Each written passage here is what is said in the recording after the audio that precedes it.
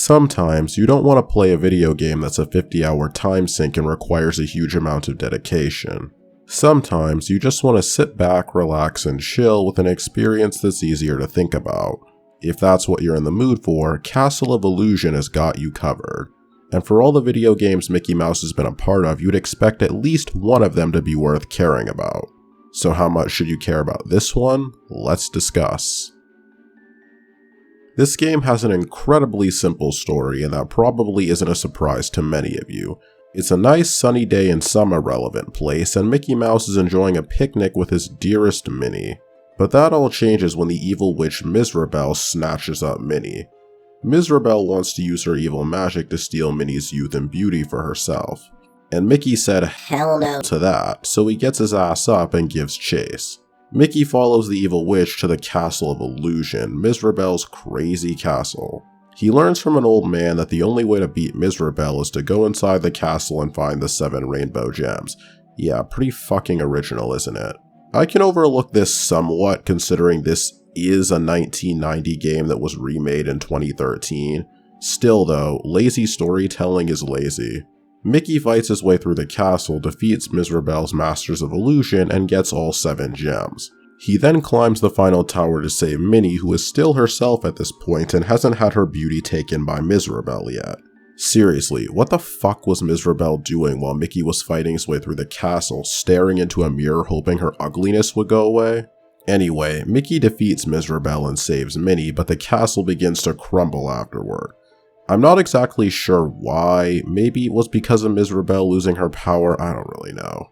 Mizrabel helps Mickey and Minnie escape because every Disney villain has to be redeemed for some reason, and Mickey and Minnie have their happily ever after ending.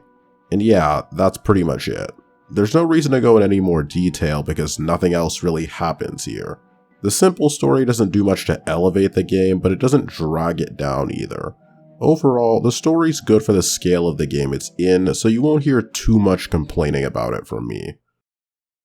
There's not much depth to the actual story, but it is presented in a really nice way.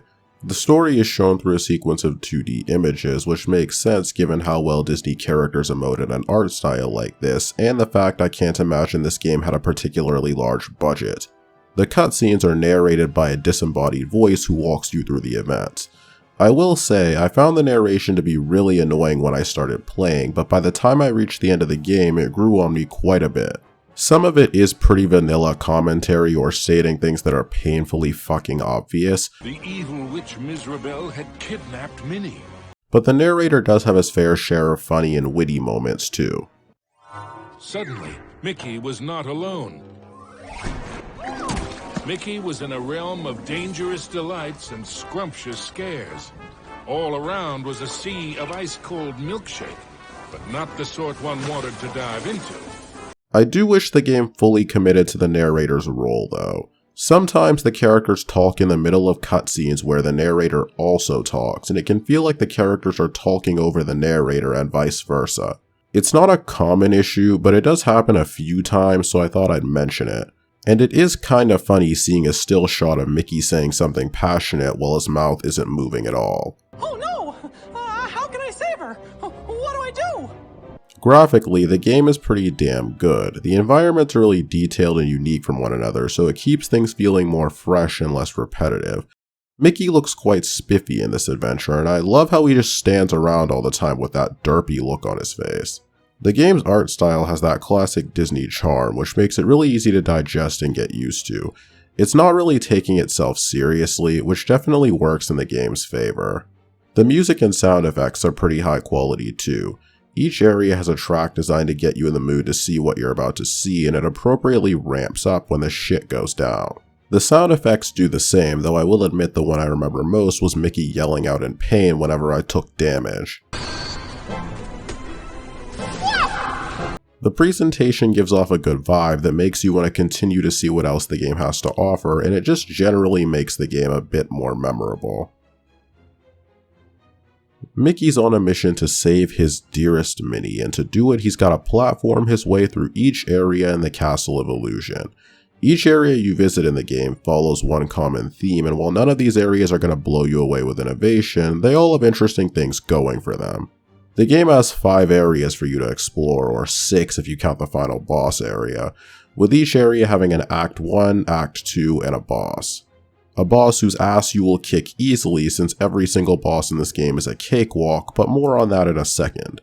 Mickey isn't exactly rocking an exotic moveset here. Your options are running, jumping, running, and jumping. Oh yeah, and you can pick shit up and throw it at enemies to kill them as an alternative. Neither option is better than the other, just thought I'd mention both. Mickey does control well though, and he can gain momentum quickly, allowing you to zip through a lot of stages super fast if you know what you're doing, and making slight corrections to your trajectory is really easy. The stages have a mixture of 2D and 3D, and it combines them together naturally while giving equal care and attention to both perspectives. Oftentimes, platformers with a mix of 2D and 3D over-prioritize one perspective, leading to the other one feeling forced and lifeless in comparison. Castle of Illusion, however, gets it right. Overall, the quality of the level design in the game exceeded my expectations by a mile. Going in, I had no idea what to expect from this, but after I was done, I was pleasantly surprised.